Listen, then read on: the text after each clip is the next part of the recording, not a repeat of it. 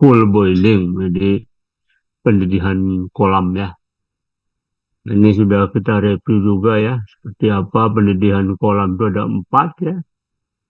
Jadi pendedihan konveksi alami, pendedihan inti, pendedihan transisi, dan pendedihan film. Kemudian kita juga sudah bahas bagaimana mencari apa baik itu mau temperatur, ya biasanya antara dua ini ya. Kalau nggak temperatur, kita mencari laju perpindahan panasnya atau Q, flux-nya ya. Dan nah, biasanya di titik A dan C kita menggunakan formulasi untuk yang ini ya, nukleus. Ini sudah kita bahas, oke? Nah, hari ini ya, kita tidak akan bahas lagi full bowling karena full bowling itu untuk yang kalau dia diam ya, seperti di dalam panci ya, ini seperti di dalam panci, ini dalam panci alirannya ya. Jadi dalam panci. Nah, kita akan bahas mekanisme kedua untuk boiling yaitu flow boiling ya. Jadi yang mengalir. Ya, ini banyak terjadi di boiler ya, untuk pabrik pembangkit listrik tenaga uap. Kalau kalian main ke apa Suralaya itu ya, ada pembangkit listrik di sana itu ada boiler. Nah, ini jenis pendidikannya di boiler itu adalah flow boiling. Kenapa? Karena dia mengalir ya. Nah, di dalam flow boiling, perbedaannya apa dengan pool boiling? Pool boiling itu adalah pendidih kolam, ya pastilah perbedaannya fluida itu dipaksa untuk bergerak. Ya, fluida itu dipaksa bergerak oleh tenaga eksternal atau kekuatan eksternal. Itu biasanya pakai pompa ya. Umumnya kalau fluida kan mengalir itu karena eh, pompa, adanya pompa ya. Nah, di sini karena ada yang mengalir, maka itu tidak ada lagi natural convection ya. Jadi tidak ada lagi konveksi alami ya, beda ya. Konveksi alami dengan konveksi paksa. Kalau konveksi paksa itu kan yang dipaksa mengalir, kalau alami itu yang diam. Itu sudah kita bahas di perkal 1 ya. Hmm. Nah, tetapi pada intinya eh, ininya mirip ya grafiknya ya dengan pool bowling ya. Jadi tergantung dari kecepatan fluidanya ya. Jadi kalau misalnya yang ini adalah eh, konveksi alami, artinya yang ini adalah pool boiling ya, punyanya pool boiling ya. Yang setelah kita bahas beberapa kali dalam minggu terakhir ini ya.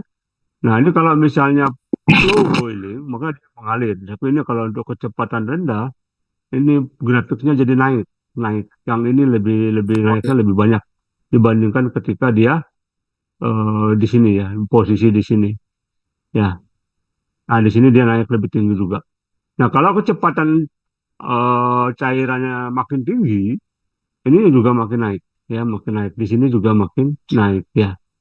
Artinya apa? Kecepatan aliran itu mempengaruhi laju perpindahan panasnya ya.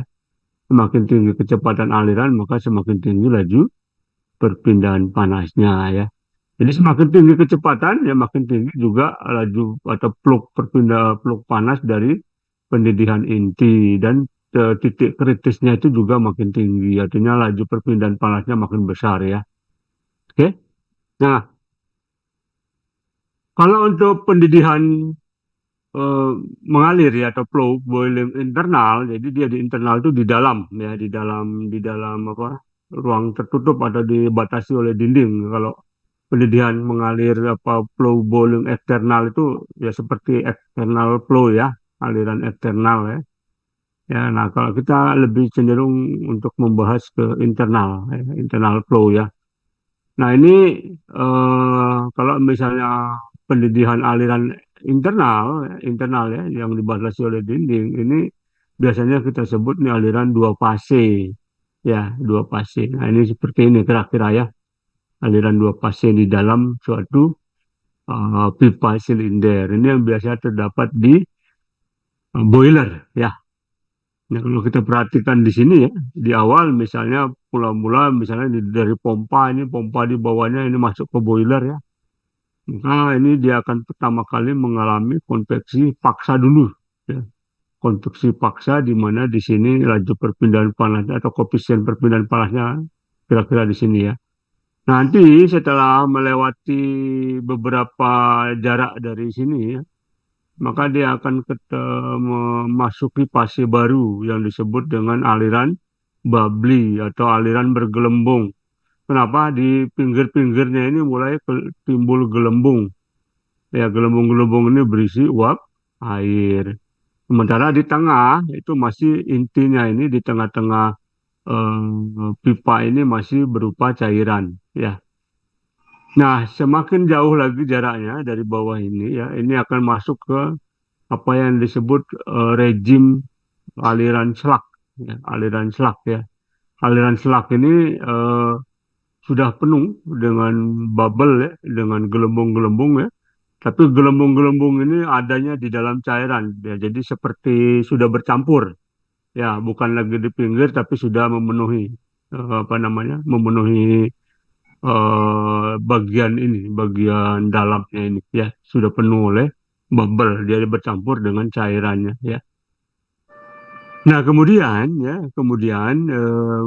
setelah jauh lagi ini akan masuk ke namanya aliran anular. Aliran anular ya. Jadi ada habis slug flow, ini ada aliran anular. Di sini nanti tengah-tengahnya itu tidak lagi berupa cairan, tapi dia sudah berupa uap. Sementara di bagian pinggirnya itu masih berupa cairan yang dipenuhi oleh gelembung-gelembung, ya, gelembung-gelembung. Nah, makin ke atas lagi itu mulai masuk ke daerah aliran transisi, ya. Aliran transisi dari yang tadinya dua fase, yaitu uap dan cairan yang di dalamnya ada gelembung, nanti tinggal akan menjadi cairan apa namanya droplet-droplet. Jadi apa namanya eh droplet tahu ya ini apa namanya tetesan tetesan cairannya. Jadi ada tetesan-tetesan cairan. Nah ini disebut dengan mixed flow. Ya, setelah transisi itu ada mixed flow dan baru nanti masuk konveksi paksa lagi. Jadi dari konveksi paksa awalnya berakhir di konveksi paksa. Tapi bedanya di sini adalah cairan murni ya, cairan pool cairan ya. Di sini sudah berbentuk droplet-droplet, jadi tetesan-tetesan ya, tetesan-tetesan cairan dan sebagian besarnya itu adalah uap uap cair ya, maksud uap air ya, atau uap cairan ya. Nah ini mekanismenya ya. Ya, kalau kalian lihat ini bisa dihubungkan dengan koefisien perpindahan panasnya, dia turun dulu ya, turun, kemudian sampai di sini setelah terjadi penguapan ini dia akan naik lagi, ya, naik lagi. Itu ya. Jadi apa yang mekanismenya agak berbeda kalau misalnya ya, cairannya itu mengalir ya. Beda dengan pool boiling. Kalau pool boiling cuma ada empat ya. Pendedihan konveksi alami, pendedihan inti, pendedihan transisi, dan pendedihan film. Kalau ini kan banyak ya. Mulai pendedihan konveksi paksa, pendedihan aliran bubbly, pendedihan aliran slug, annular flow, ada transisi, mid flow, dan konveksi paksa lagi. Oke, ya. Nah ini penjelasan singkatnya ya. Jadi kalau di mana apa konveksi paksa di bagian bawah ini dia masih berupa liquid single phase. Jadi hanya ada cairan saja ya.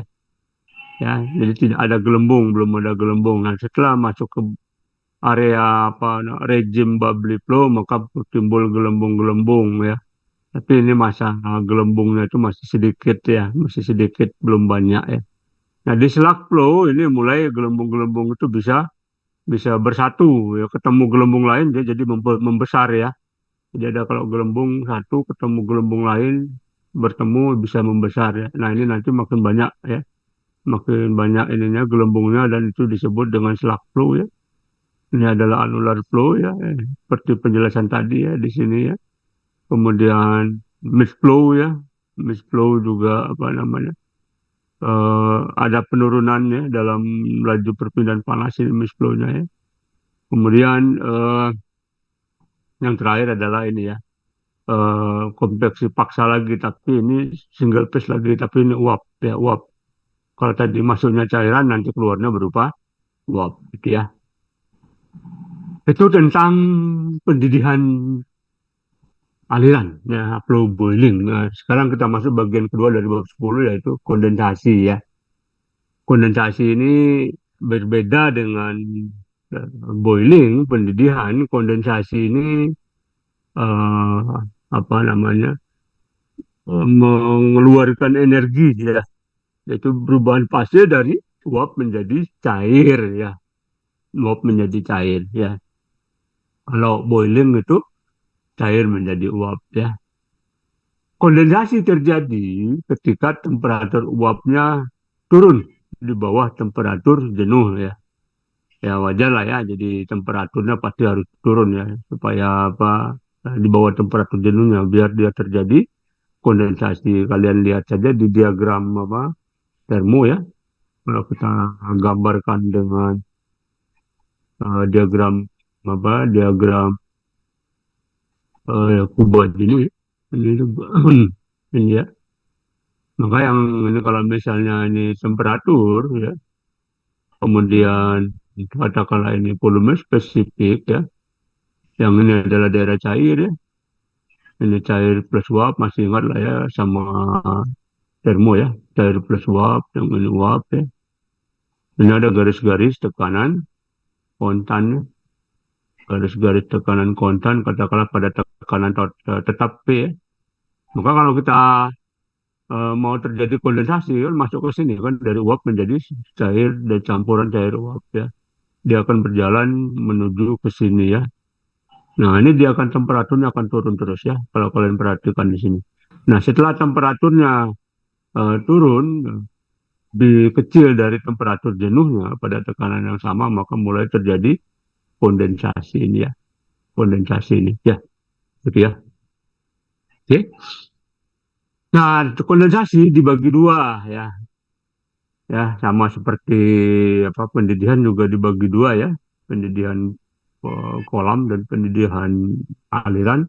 Kondensasi dibagi dua, yaitu kondensasi film ya, di mana di sini membentuk ada apa lapisan film cairan ya, berupa cairan ya di permukaan ini ya. Jadi ada permukaan itu dibasahi oleh lapisan film ya. Kemudian ada yang disebut dengan kondensasi tetesan. Ini kondensasi tetesan ini.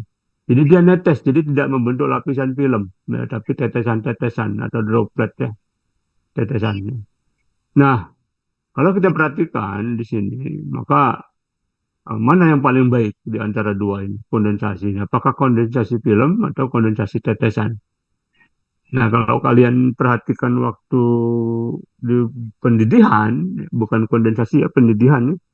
Yang pendidihan film itu kan nggak bagus ya, karena kontak antara material dasar panci sama cairannya nggak ada karena terhalangi oleh lapisan film. Ah, ini juga sama ya. Jadi yang lebih bagus tentu adalah kondensasi tetesan yang sebelah kanan ini. Ini lebih bagus. Bahkan bisa laju perpindahan panasnya ini bisa 10 kali lebih besar dibanding kondensasi film. Jadi yang ini lebih baik. Kenapa? Karena di sini kan uapnya nggak bisa berkondensasi karena terhalangi oleh lapisan film. Sementara ini apa namanya laju apa namanya permukaan ini kan tidak bisa juga berkontak dengan uap terhalangi oleh film ini ya. Makanya ini wajar, ini lebih baik ya. Udah bisa dipahami ya. Oke. Nah, walau bagaimanapun ya, walaupun kondensasi film itu lebih kecil laju perpindahan panasnya dibandingkan kondensasi apa? Kondensasi uh, dropwise atau kondensasi tetesan, tapi eh, kondensasi film juga banyak dipelajari karena umumnya yang terjadi itu adalah kondensasi film ya. Ya, seperti kalian kalau pagi-pagi ya keluar dari kamar atau di ini melihat jendela ya, itu terasa basah ya. Nah, itu adalah kondensasi film. Nah, umumnya itu ya, yang secara alami itu dia membentuk lapisan film. Jadi kalau kalian apa namanya eh, lap pakai tangan tuh kan kelihatan ya basahnya ya. Jadi kembali jendela ya. Atau misalnya di dalam mobil kita menghidupkan AC ya, itu nanti akan terlihat kondensasi ya, kondensasi di apa di kaca mobil ya. Kalau kalian lap tuh kan itu apa Itu ada basah ya, berasa basahnya. Itu adalah film, pada umumnya film. Makanya kita penting untuk membahas lebih dalam lagi tentang kondensasi film. Ya. Oke, ini kondensasi film ya. Kita masuk ke kondensasi film. Ya. Ya namanya film sama seperti lapis batas ya. Di dalam mekanika fluida kalian sudah memahami ya. Ada lapis batas ya atau boundary layer ya. Boundary layer ya. Nah, ini yang lapis batas dari pendidikan kondensasi ya. Kondensasi film ya. Seperti inilah kira-kira ya. Jadi di sini gerakannya kemana? Kalau misalnya ini permukaannya vertikal, arah vertikal, maka dia menggerakkannya gerakan dari filmnya adalah ke bawah, ya, ke bawah ya. Jadi dia karena adanya gaya gravitasi, jadi makanya alirannya itu cenderung ke bawah ya, kondensasi film. Kalau kalian lihat seperti ini adalah profil kecepatannya. Jadi kecepatannya di sini makin ke kanan itu makin tinggi ya, makin tinggi ya. Kemudian nanti setelah itu akan mencapai maksimum, kemudian dia akan turun lagi ya. Nah, untuk profil temperatur itu eh, mirip, tapi di bagian sininya berbeda ya. Dia tidak turun lagi, tapi ini cenderung naik terus ya. Temperaturnya makin ke sini dia makin naik. Ya wajar lah, ini daerah uap ya, ini daerah cairannya. Kalau ini kecepatannya makin tinggi ya, tapi di sini dia turun, kalau ini pasti dia naik terus temperaturnya ya. Nah, berapa besar tebal lapis batas ini? Tebal lapis batas ini eh, cenderung ke bawah itu makin makin besar ya. Jadi ini meningkat pada arah X-nya ke bawah ini ya. Ini arah X, ini arah Y ya. Ya. Nah, supaya terjadi kondensasi, bagaimana syaratnya supaya ini terjadi kondensasi? Maka temperatur permukaan ini ya, kalau misalnya pipanya dialirin freon ya, seperti di AC kita ya, ini harus lebih rendah dibanding temperatur jenuhnya ya. Maka di sini yang freon ini kalau kita katakanlah pada kondisi sekarang ini temperatur jenuh kita berapa? Nah, untuk tekanan 1 atmosfer di Cilegon, katakanlah berapa temperatur jenuhnya? Nah, tergantung ini ya temperatur jenuh uap ini ya, uap cairan ini ya. Nah, kalau misalnya di sini apa temperaturnya katakanlah 40, kemudian temperatur 40 ini ya, yang jenuh ya, temperatur permukaan ini 30, maka itu akan terjadi kondensasi ya. Jadi temperatur permukaan ini TS harus di bawah temperatur jenuhnya supaya terjadi kondensasi atau terjadi perubahan fase dari cair, dari uap menjadi cair ya. Oke, ya. Nah, untuk mengevaluasi atau menghitung berapa besar eh, atau ya, besar kecepatan kah atau yang berhubungan dengan perpindahan panasnya, maka kita perlu definisikan dulu yang pertama itu bilangan Reynolds-nya dulu ya. Karena bagaimanapun ini kan dia mengalir ya. Jadi kondensasi yang ini vertikal ini itu dia mengalir ke bawah ya. Makanya dia makin tebal filmnya ya ke bawah. Nah, kita definisikan dulu bilangan Reynolds-nya ya. Nah, bilangan Reynolds ini untuk semua bentuk bentuk permukaan itu serupa rumusnya ya. Formulasinya yaitu ya diameter hidrolik dikalikan rho dikalikan kecepatan dibagi dengan viskositas ya. Nah, diameter hidrolik itu didefinisikan sebagai 4 kali luas ya, luas ya, sisinya dibagi dengan perimeternya yaitu kelilingnya ya. Ya, kalau misalnya dia berbentuk apa namanya? Seperti ini, berbentuk apa ini? Silinder, maka diameter hidroliknya sama dengan 4 kali tebal. 4 kali tebal ini ya. Ini diameter hidrolik sama dengan 4 kali tebal. 4 kali tebal boundary layernya ya. Nah, demikian pula kalau misalnya permukaannya apa plat, plat ya, maka diameter hidroliknya sama juga ya 4 kali tebal juga. Atau misalnya silinder tapi horizontal ya, ini juga sama ya. Yang membedakan apa? Ini perimeternya aja. Perimeternya itu adalah Kalau untuk plat yang namanya panjang perimeter dari sini ke sini ya, bukan bukan yang ini, tapi ini lebarnya ini ya, lebarnya bukan panjang ini ya. Itu adalah apa perimeternya ya. Jadi kalau mau masukkan diameter hidrolik kita harus menghitung dengan berdasarkan ini panjang karakteristiknya ini ya. Kalau ini diameter sama ya. Kalau ini panjang apa, perimeternya itu adalah 2 kali L ya, 2 kali L. Kalau ini pi kali D ya, ya ini ya perimeternya pi kali D. Kalau ini 2 kali L. Oke. Nah ya, apa namanya? Kita untuk kondensasi sama panas latennya itu sebenarnya berbeda kalau untuk penguapan ya. Ya kalau di SMA mungkin kita selalu diberi apa, kalau soal itu dianggap sama ya. Panas laten untuk penguapan maupun panas laten untuk apa namanya? eh, kondensasi. Nah, sebenarnya berbeda ya. Sebenarnya berbeda. Bedanya sih ya nggak begitu banyak sebenarnya ya. Nah, kalau misalnya kita mau menghitung apa panas laten kondensasi itu kita modifikasi. Kalau yang ini adalah panas laten untuk penguapan maka kita tambahkan dengan nilai ini ya.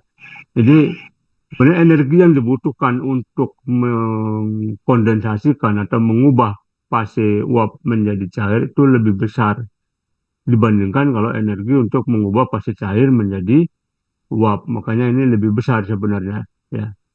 Karena kalau yang untuk penguapan cuma ini ya.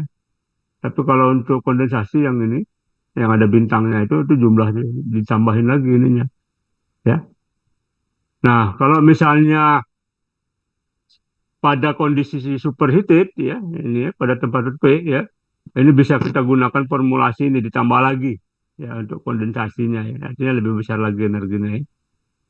Nah, ini adalah laju perpindahan panas bisa dihitung dengan menggunakan formulasi ini ya, dengan bilangan Reynolds yang segini ya. Nah, jangan lupa ketika kita mau menghitung apa namanya perpindahan panas di area untuk kondensasi itu yang kita evaluasi temperaturnya itu adalah temperatur film ya, temperatur film ya. Itu bukan temperatur TS dan temperatur tak hingga ini, tapi temperatur TS ditambah T tak hingga dibagi dua ya. Jadi temperatur TS ditambah temperatur atau saturat ya jenuhnya dibagi dua ya. Temperatur jenuhnya dibagi dengan dua itu ya. Jadi ini kita anggap ini temperatur filmnya. Ya. Oke. Nah, sama seperti mekanika fluida kemarin ya, ada rejim-rejimnya, ada aliran laminer, kalau di mekanika fluida ada aliran transisi, ada aliran turbulen. Nah, di kondensasi juga sama ya, dia memiliki rejim-rejim ya.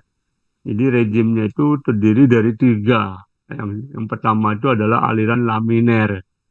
Ya, ini dia bentuknya seperti ini, nggak ada gelombang. Jadi mengalir ya mengalir ini ya datar aja ya. Nah, tapi nanti ketika di bawah sini itu akan membentuk tetap alirannya laminer tapi bergelombang seperti ini ya. Jadi laminar WP namanya. Ini laminar wave free, jadi bebas gelombang. Kalau ini WP bergelombang. Nah, setelah sampai di bawah ini mulai dia terjadi turbulen ya. Nah, nilainya itu ya untuk terjadi bilangan Reynolds ya, ini apa namanya? Indikatornya ya. Kalau dia aliran laminar, maka bilangan Reynolds-nya itu harus kurang dari 30 ya, kurang dari 30.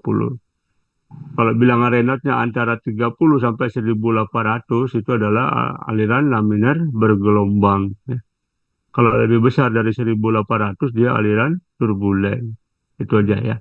Nah, di dalam soal seperti ini, sama seperti sebelumnya, kalian harus menebak dulu.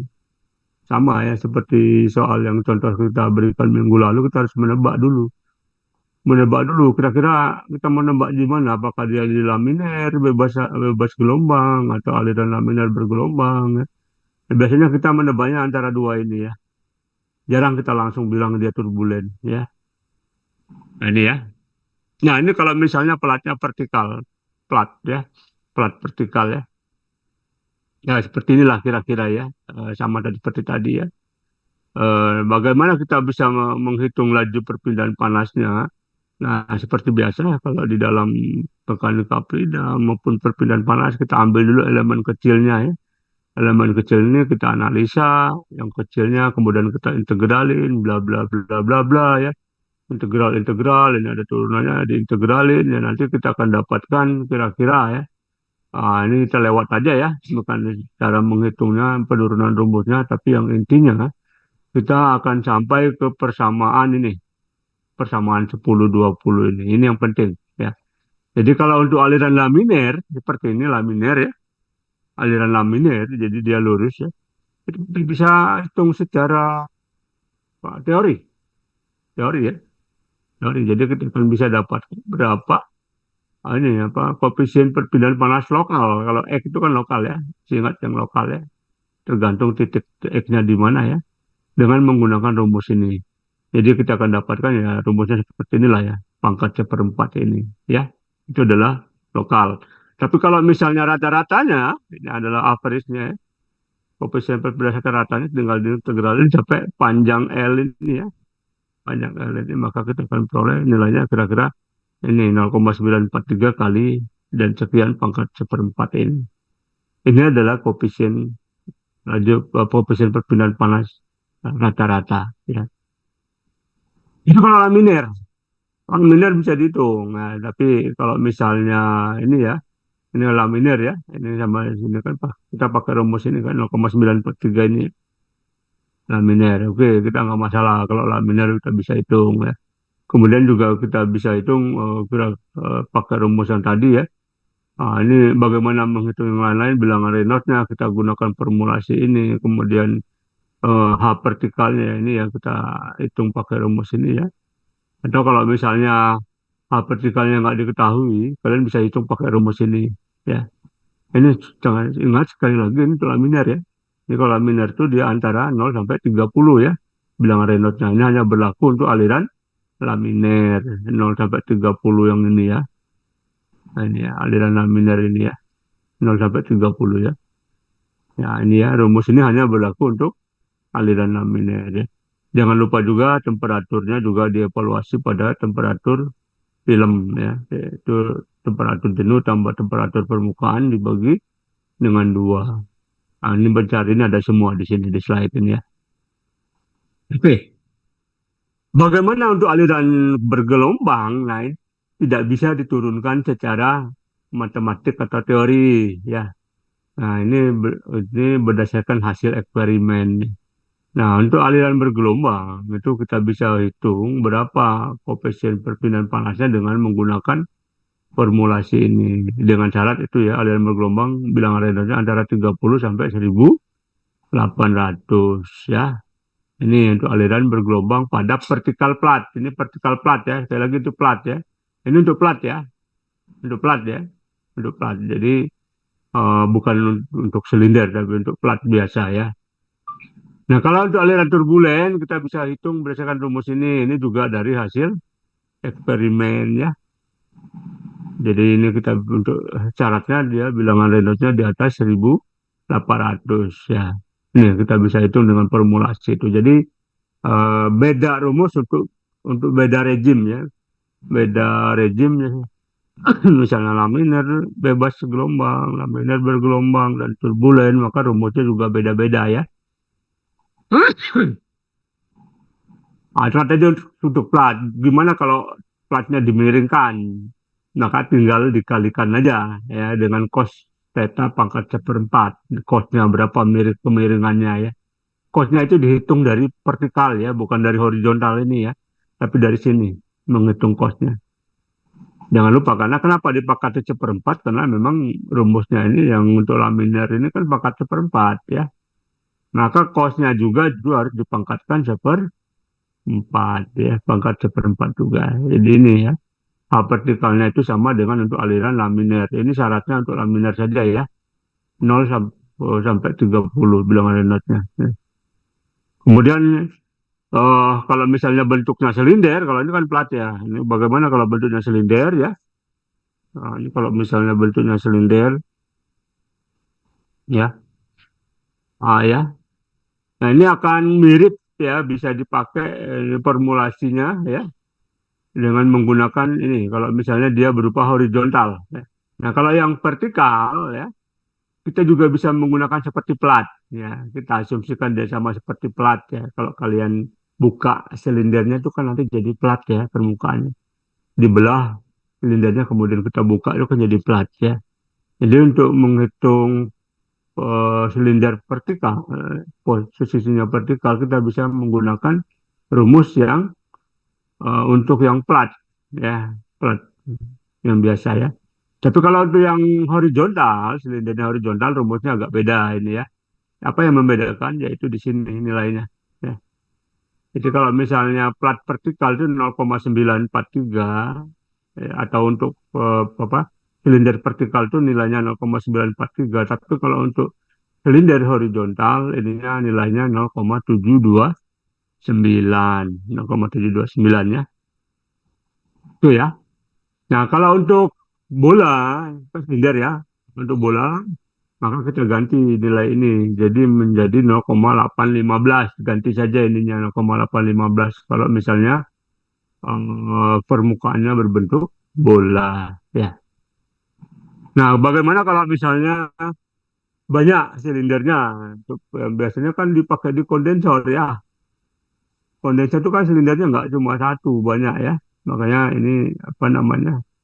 eh Seperti ini ya contohnya. Maka ini disebut dengan horizontal tube bank. Bank itu adalah banyak ya. Jadi silindernya banyak ya, atau pipa-pipanya banyak. Tapi susunannya itu adalah horizontal. Nah, bagaimana cara mencarinya? Kita bisa menggunakan formulasi ini juga ya. Formulasi ini ya. Tapi jangan lupa di sini ada tambahan, yaitu adalah N-nya ya. Jadi kita bisa mencari berapa H horizontalnya. Jadi koefisien perpindahan panasnya, yaitu kalau kita hitung yang satu saja, tabung ini satu saja, kemudian dibagi dengan jumlah pipanya dipangkatkan seperempat. Ya, jadi dibagi dengan jumlah pipa pangkat seperempat. Dan tentu kalian pasti paham, pastilah untuk setiap ini nilainya akan lebih kecil kalau dibandingkan cuma satu ya, satu tabung. Koefisiennya. Ya. Tapi kalau lajunya, karena dia banyak, pasti dia lebih besar dibandingkan satu satu pipa saja atau satu tabung saja. Oke? Oke. Nah eh, ini kita lewat saja ini tadi ya pengaruh kecepatan uapnya ya. Jadi kalau misalnya pengaruh kecepatan uapnya tadi makin tinggi kecepatan uapnya, maka makin besar laju perpindahan panasnya ya. Kemudian ini kalau misalnya kondensasi filmnya di dalam, kalau tadi eksternal ya, di luar semua ya. Ini masih eksternal semua ya, dia di luar semua ini ya. Nah, ini eksternal semua ya, ini eksternal semua ya. Ini eksternal semua ya. Nah, bagaimana kalau di dalam pipa, apa namanya, di dalam pipa kondensor ya, dalam pipa kondensor ya ini ya. Bagaimana apa kondensasinya? Ini ada kondensasi film juga ya. Nah, cara menghitungnya formulasinya yang ini ya, untuk apa kondensasi film ya. Tapi untuk aliran internal, ya, aliran internal ya. Ini syaratnya adalah bilangan Reynolds-nya untuk menjadi uap ya, penguapannya adalah kurang dari 35.000 ya. Seperti ini ya. Nah, yang terakhir pembahasan kita adalah tentang kondensasi dropwise. Kondensasi dropwise ya. Kondensasi dropwise itu adalah tetesan-tetesan. Kalau kalian lihat di sini ada permukaannya, permukaan berbentuk silinder ya, apa lingkaran lah ya, lingkaran. Di sini kita lihat ada kondensasi tetesan. Dan ukuran tetesannya juga macam-macam ya. Ada yang besar, ini besar ya.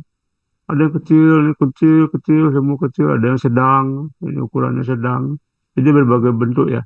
Makanya untuk kondensasi tetesan, walaupun sebenarnya lebih bagus dibanding kondensasi film, tapi secara formulasi itu agak sulit.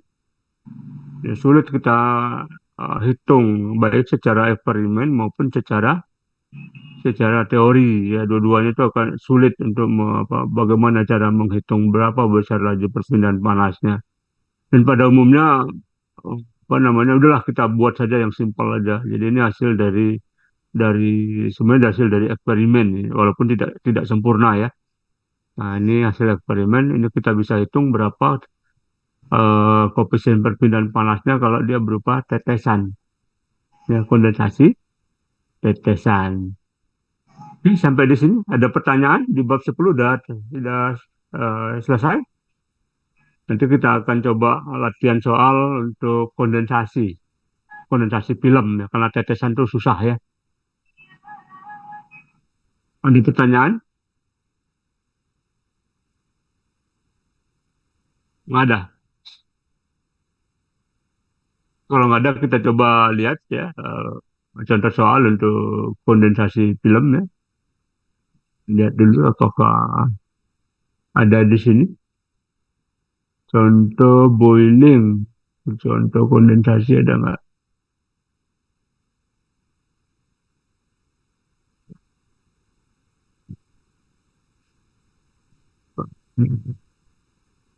Saya cari dulu, bukan ya, bukan kondensasi ya, bukan ya.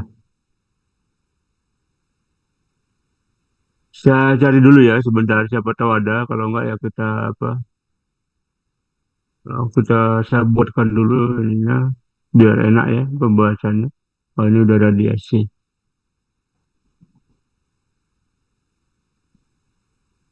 Hmm, yang mana? Oh, ini perpindahan massa. Massa ini perpindahan massa. Radiasi, boiling. Oh, nggak ada ya. Ini apa ini? Bentar. Oh, ini radiasi. Ya. Nah, nanti kita coba ya membahas. Sebenarnya banyak juga contoh apa banyak soal-soal di dalam buku buku apa eh Sengal ya, mana buku Sengal, buku Sengal mana ini? Ini punya itu ya, kata apa? Micropera ya. Oh ini ya, Sengal. Ini ya, buku Sengal ini banyak contoh soalnya ya. Kalau kalian lihat di bab 10 ya. Untuk kondensasi juga banyak ya. Ini bab 10 ya. Nah, ini yang kondensasi itu ada dimulai dari nomor mana kondensasi. Kondensasi, ini ya. Kondensasi mulai dari nomor 1034 ya. Nah, kalau mau kita bahas yang nomor 1044 ya, sama satu lagi eh, yang ini, yang untuk boiler ini ya. Kita akan bahas yang untuk boiler ya. Di dua soal, tapi supaya singkat saya harus tulis dulu ya biar kalian bisa bisa apa? Bisa kalian pelajari ya. Jadi kalau nulis di sini agak repot, tidak seperti offline bisa nulis di papan tulis. Kalau nulis di sini agak susah ya. Ya hurufnya nggak kebaca, susah pakai pakai mouse. Ya, minggu depan aja kita bahas dua soal ya. Setelah itu baru kita masuk ke eh, radiasi. Ya, ada pertanyaan sampai di sini tentang kondensasi. Ya, ada pertanyaan? Cukup, Bisa Pak. dipahami ya? Ya, Materi yang nanti kita tadi, minggu depan. Pak. Ya, Materi yang tadi di-share nggak, Pak, di grup? sudah slide-nya. Kayaknya udah Oh, deh. Masih yang apa namanya? Bentar, saya cek dulu. Kayaknya udah deh. Udah saya share deh. masih yang kemarin ya, Pak? Oh iya, iya. Ya, Pak, makasih, Pak. Yang bowling dan kona ini. Itu bagian dari bowling kondensasi. Sudah saya share kok. Ini ya, kalian bisa pelajari sendiri ya. Kelas D, oh kelas D belum ya? Saya share di kelas D aja. Kelas D yang belum. Saya share di kelas D. Saya share di 10 nya. Nanti untuk soalnya kita itu aja, kita minggu depan aja. Saya buatkan dulu dalam bentuk apa Word seperti yang contoh soal boiling ya, biar kalian bisa pelajari di rumah juga ya. Ya, Ada Pak. pertanyaan? Cukup, Pak. Kalau nggak ada kita tutup ya. Minggu depan aja kita Pak, mulai ini maaf pembahasan untuk soalnya. absen kelas D, Pak. Mas, D, Pak, D, Delta. sebentar saya cek dulu. Pak, sama absen kelas C, saya tadi HP-nya bermasalah. Mas apa?